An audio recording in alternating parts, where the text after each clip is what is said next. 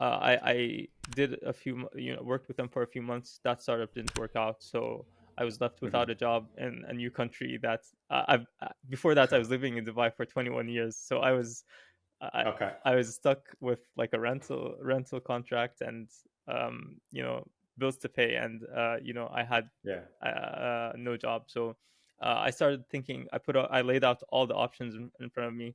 I knew like I was good at massage, so I was thinking, what if I start a massage business or something like that.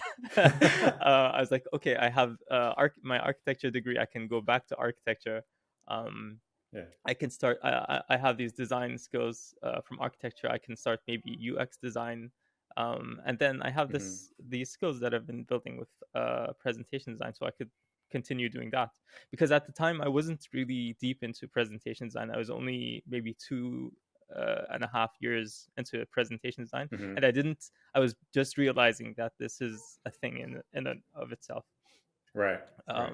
So I didn't know if I wanted to go further into that, uh, you know, and Yeah. so I felt like presentation design really the reason why I decided to go with presentation design before I get into how I started out, like Uh-huh. really solidifying my path as a presentation designer.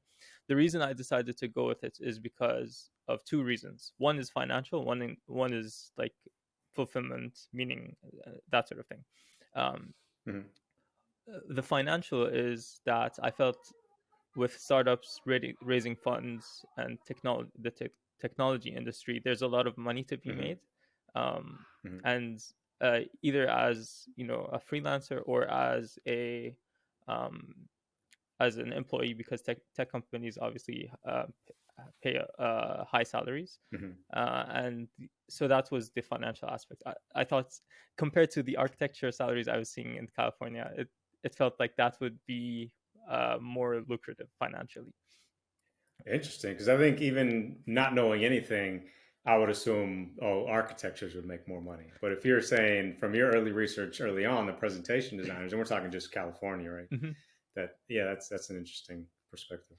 Yeah, no, architecture it doesn't pay that well. You have to have a lot of experience to start getting paid well, Hmm. compared to yeah, it's I agree that it's interesting. It's also like it's an interesting thing because in prestige wise, like people think, oh, doctors, Right. engineers, architects, that sort of thing, lawyers. Yeah. Yeah. Like I don't know, in the US I think it's more like doctors and lawyers, but in the Middle East where I'm from, it's mainly doctors and engineers slash architects. So that's Okay. the prestigious thing, quote unquote. And it's ironic that Okay. architecture is not really that lucrative. Really? Yeah, that's wild. Yeah. But hey, that's a good point for us, right? With come on in with the new talent. There's you can make some money here. Yeah, yeah. You other architects out there, come join us. So the other part of that, so there's the financially lucrative aspect, but there's also the meaningful aspect. So Hmm. um, I felt like in architecture, I didn't feel like I was doing something meaningful because all we had to do, it was the industry is all based on making the most money and like being very super efficient with the square footage of the land that you have. Hmm. And um, presentation design, I felt you would have uh, a a big impact on whether or not a business idea succeeds or not. And if this business idea is really important and doing something really good for the world, then you can have a really big hand in helping that idea succeed and helping that positive impact materialize in the world.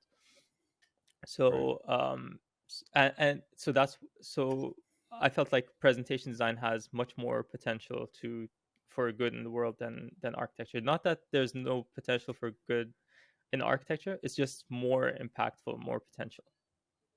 I like that. I'm gonna get that quoted by you on a shirt somewhere. Presentation design will have better impact on the world than architecture.